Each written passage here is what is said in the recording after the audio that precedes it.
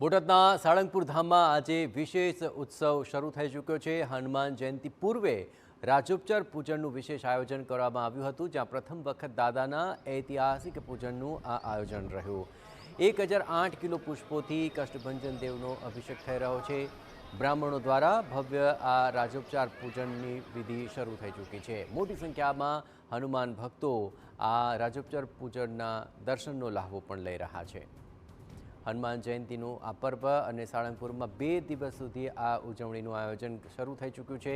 ખાસ કાર્યક્રમોનું આ આયોજન છે। આ મહોત્સવમાં 1008 કિલો પુષ્પોથી રાજોપચાર પૂજન ચાલી રહ્યું છે। આ ઉપરાંત 1 લાખ બલૂન ડ્રોપિંગ, મંદિર પ્રાંગણમાં સમૂહ આરતી, મહાઅન્નકૂટ અને 151 કિલોની કેક કાપીને દાદાની જયંતિ ધામધૂમથી ઉજવવામાં આવી રહી છે।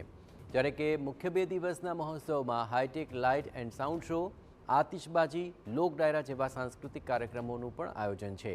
અત્રે મહત્વપૂર્ણ છે કે હનુમાન દાદાને 8 કિલો સોનામાંથી બનાવાયેલા અદ્ભુત સુવર્ણ વાઘા અર્પણ કરવામાં આવ્યા છે, જે કુલ 16 જેટલા સોની અને 22 ડિઝાઇનર આર્ટિસ્ટની ટીમ દ્વારા બનાવવામાં આવ્યા।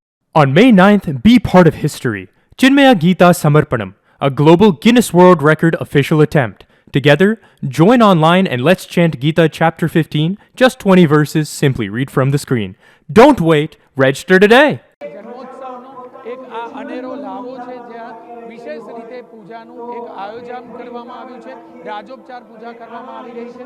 રાજોપચાર પૂજા દરમિયાન 1008 કિલો પુષ્પથી ભગવાનને અભિષેક કરવામાં આવ્યો છે અને આ જે પૂજન છે એ પૂજન પૂર્ણ થયું છે। મહત્વની બાબત છે કે જે રીતે મોટી સંખ્યામાં જ્યારે ભક્તો દર્શન માટે આવતા હોય છે, ત્યારે 2 દિવસની ઉજવણીનો કાર્યક્રમ રાખવામાં આવ્યો છે અને આ 2 દિવસની ઉજવણીના કાર્યક્રમ દરમિયાન અલગ અલગ પ્રકારના કાર્યક્રમો કરવામાં આવ્યા છે, જે કાર્યક્રમોમાં મોટી સંખ્યામાં ભક્તો ભાગ લઈ શકે।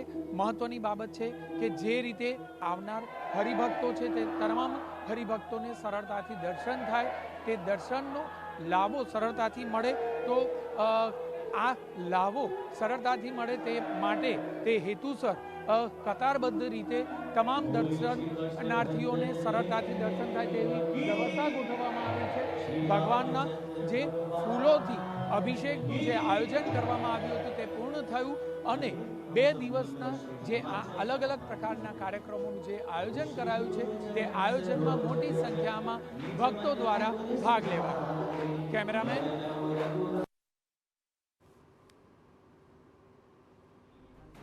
તો 2 દિવસનો આ મહોત્સવ અને તેની થઈ ગઈ છે શરૂઆત અને આ વખતે પણ વિશેષ આયોજનો કરવામાં આવ્યા છે। ખાસ કરીને આ વખતે પણ જે સુવર્ણ વાઘા છે તે સૌથી વધુ આકર્ષણનું કેન્દ્ર બની રહેશે। સોનીઓ અને આર્ટિસ્ટની એક અદ્ભુત કામગીરી જે આ વખતે દાદાના વાઘા સ્વરૂપે સૌ કોઈને દર્શન કરવા મળશે અને 2 દિવસ સુધીમાં હજારો હનુમાન ભક્તો અહીં દર્શનાર્થે પહોંચી રહ્યા છે।